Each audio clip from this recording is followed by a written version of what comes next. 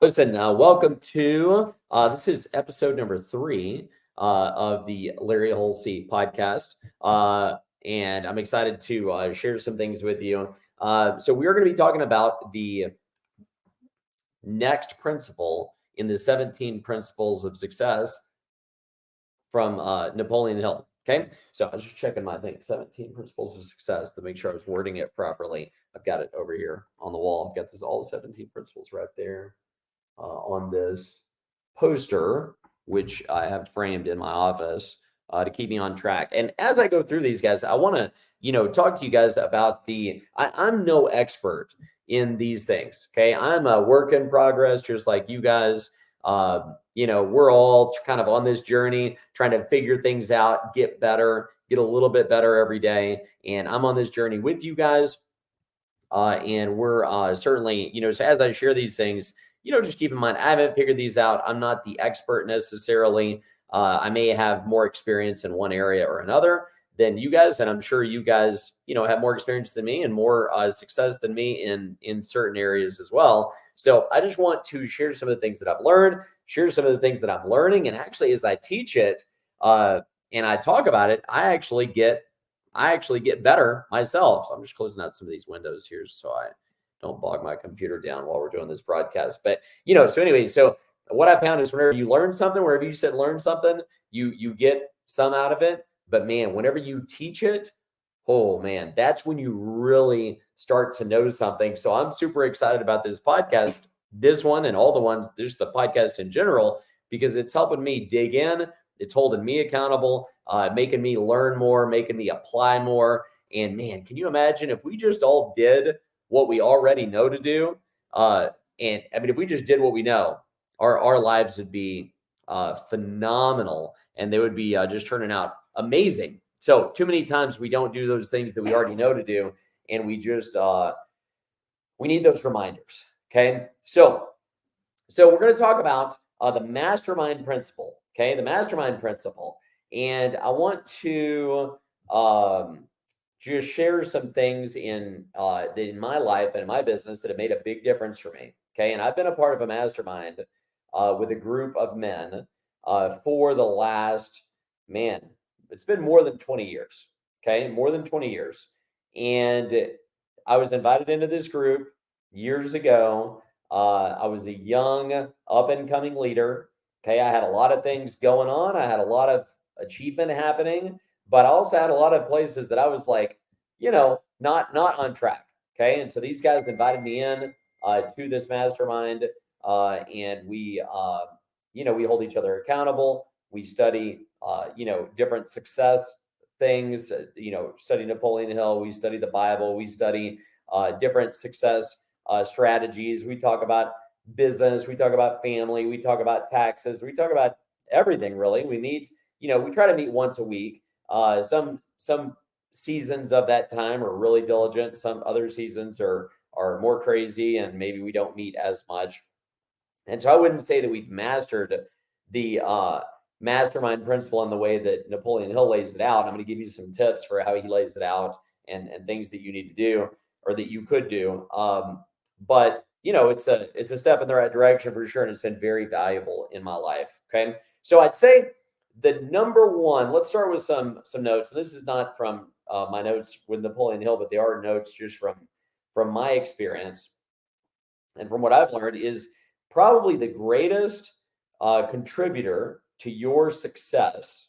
Okay, or lack thereof. Let's say the greatest contributor to where you end up in life is going to be the influence of the people around you, the influence of the people that you're surrounded with. Okay. So when you are, if you just take the 5 people, let's just talk about an income, because income is easy to count. All right. So we can count income, can't count everything else. So that's why money is such an important subject, is because you can count it. It's concrete. It's an exact amount. And it really is an indicator. The amount of money you make is an indicator of how much value you have brought to the marketplace. Okay. So the more value you bring to the marketplace, the more money you're going to make. So that doesn't mean if you don't make much money that you're not valuable. It just means, because we're all valuable in God's eyes, We're all valuable creation.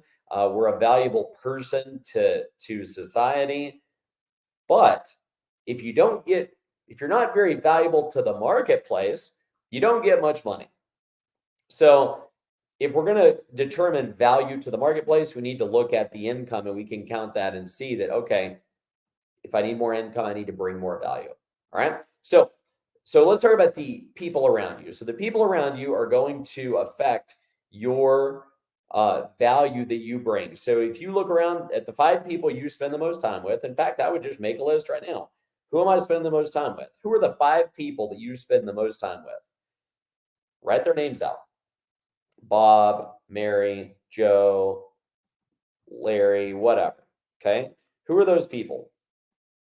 And then I want you to think about, okay, what are their incomes? Those 5 people, what are their incomes? Now, if you take their incomes and you average it, chances are that your income is going to be within a few $1,000s of their income. Okay. Annually, I'm talking. Okay. A few thousand annually, probably a few $100s if you figure it on a monthly basis. So, some good questions to ask yourself about those people, okay, would be, what have they got me? What have they got me reading? Do they have me reading? Okay, are they readers or are they not readers? What do they have me watching? So, what do they have you watch if you're watching TV, or you watching educational, YouTube videos, or you listen to podcasts and talking about those? What kind of how does that relationship revolve around those types of things? What do they have me um saying? Okay, like, what do those people have me saying? So what are those conversations whenever you get together with those people? What are the conversations about? Are they uplifting? Are they talking about people? Are they gossiping? Are they conversations where you're judging others, where you're talking about, oh, can you believe so and so and what they did, and you're just like picking people apart? Is that what that conversation is? If that is the conversation, listen, that ain't going nowhere. That kind of relationship is going nowhere in life, and you want to run from people like that. Okay. Uh, are you talking about ideas? Are you talking about success? Are you talking about winning? Are you talking about raising great kids? Are you talking about positive, clean, pure things? Are you talking about things that God is showing you? That you're reading in the Word, that you're reading in your personal development. Are you talking about things that you saw? Like, for instance, I just saw this episode of, it's called, what's it called? It's called Untold. It's a series. It's a Netflix series, Untold, and it's called Swamp Kings. Okay, and it was about the Florida Gator football team that was so dominant with Urban Meyer as the coach, and Tim Tebow was there when he won the Heisman and when they won a couple of national championships. And man, there is so much. It's very entertaining. But I was talking to my friend Brad earlier, Brad, who's got a great podcast, by the way, Brad Harris, the Legacy podcast with Brad Harris. It's a uh, we were talking about the lessons that we learned by watching that series, and how we really want some of our guys in our team to watch it too, because there's so many leadership lessons, so many achievement lessons in that series, and sports is such a great thing for that. And we were just discussing how it could benefit our team, our guys, our mindset. So that was the conversation we had around that. Not that, oh, dude, wasn't that cool? Yeah, wasn't that cool? But man, what did you learn from that? What did I learn from that? That's like, how can we apply this to our business, to our team, to our family? Really, really, really cool. Okay. So, all right. So the other thing to ask, and guys, you're going to learn with me. I am not very linear sometimes in my thinking. Sometimes I'll bounce around and hit this thing and that thing, and I've got a tad, touch of ADD, where I may talk about this thing or that thing. But if you guys just go with me, hopefully you like my style and you vibe with it. But I don't always hit, right in order. So, okay. So when we're looking at people that we're hanging around, so what another thing to ask, what have they got me? So what have they got me talking about? That's what we talked about.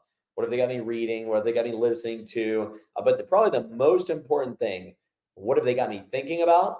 And what have they got me becoming? Because the kind of person we become is going to determine what we get in life.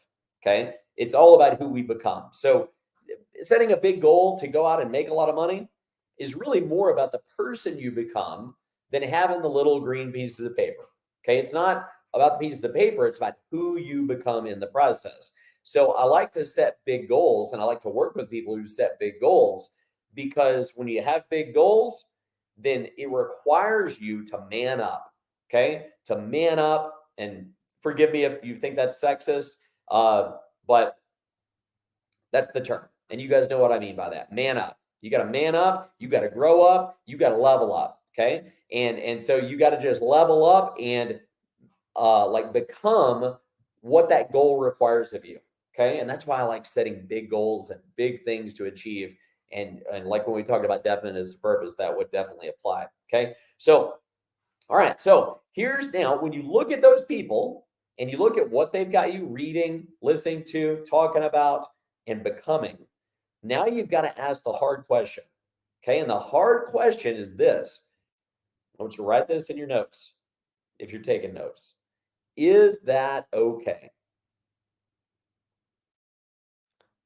So, this direction that they have me going, that they have me becoming, that they have me headed in, is that okay? If I hang around, if these are my 5 most influential relationships over the next 10 years, the next 20 years, the next 30 years, is that okay?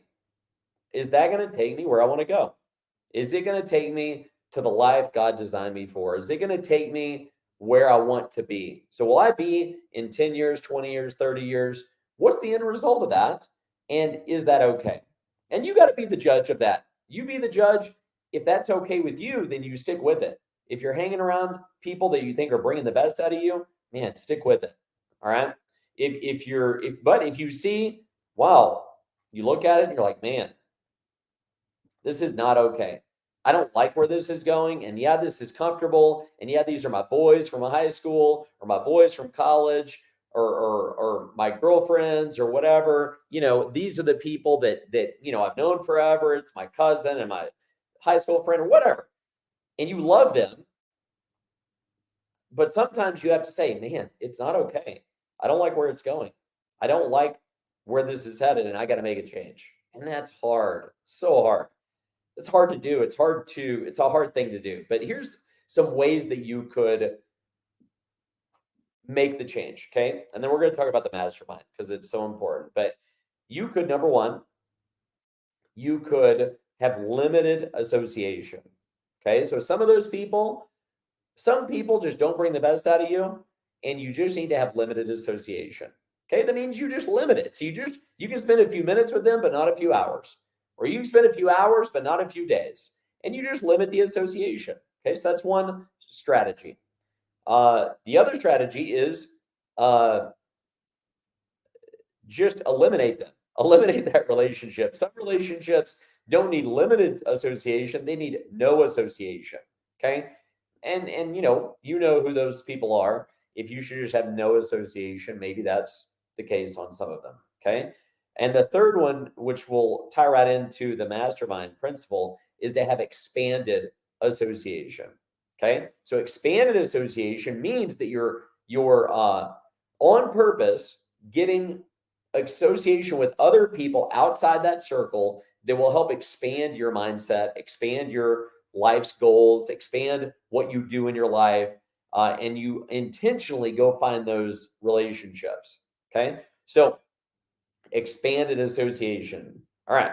So that ties right into the mastermind. So a mastermind would be a group of people. Okay. Let me just read you from my notes here what the mastermind is. Okay. Actually, I've got it right here.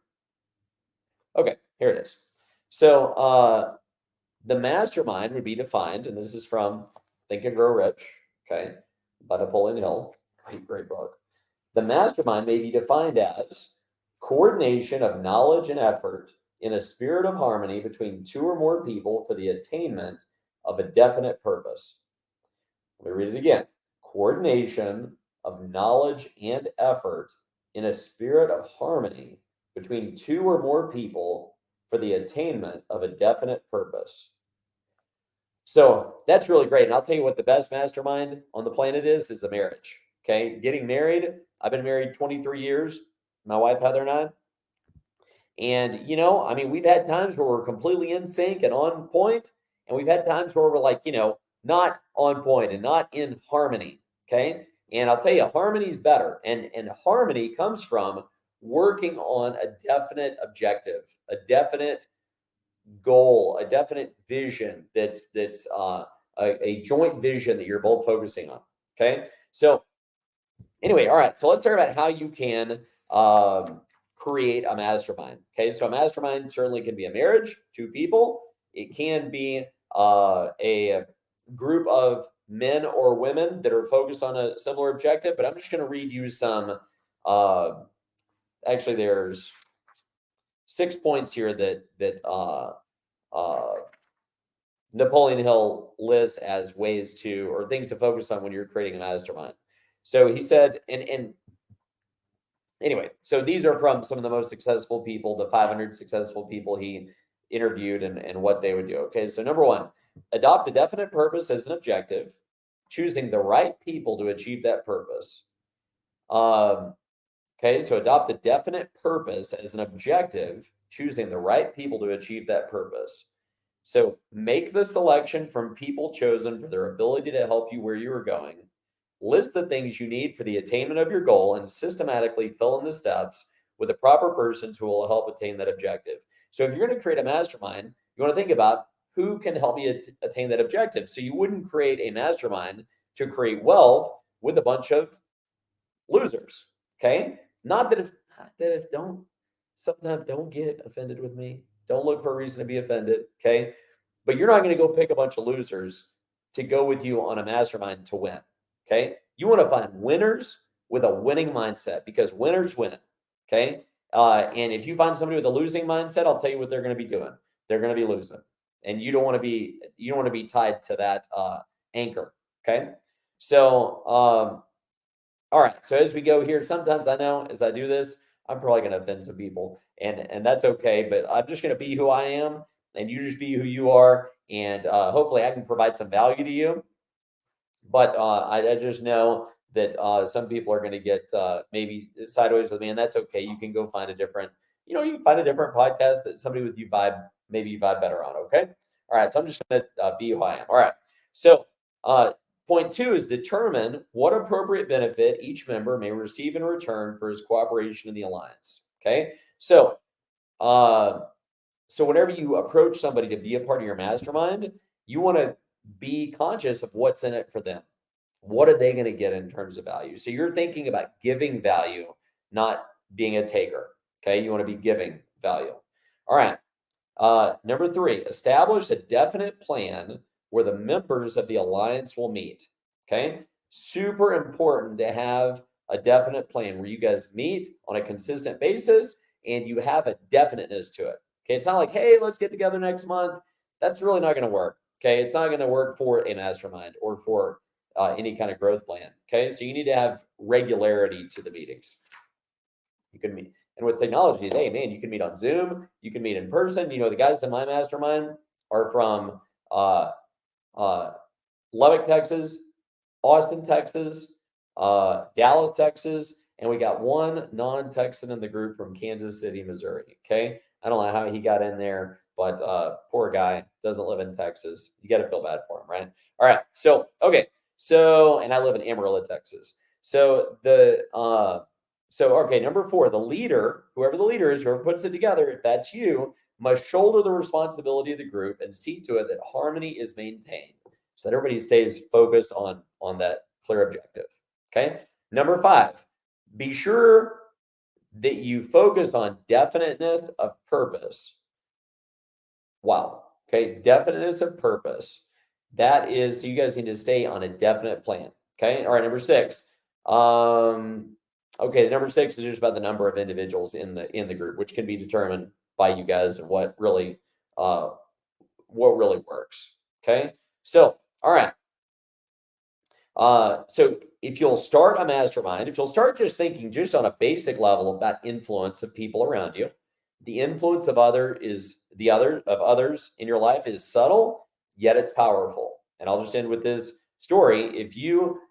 If somebody tried to push you off track, okay, they try to push you off track, you're probably going to stand against that and you're going to stay on track. But if somebody just nudges you a little bit off track, a little bit off track, 1% off track every day, 1% off track every day, every week, every month, then it's easy to find yourself over kind of in left field and be like, man, how did I get here?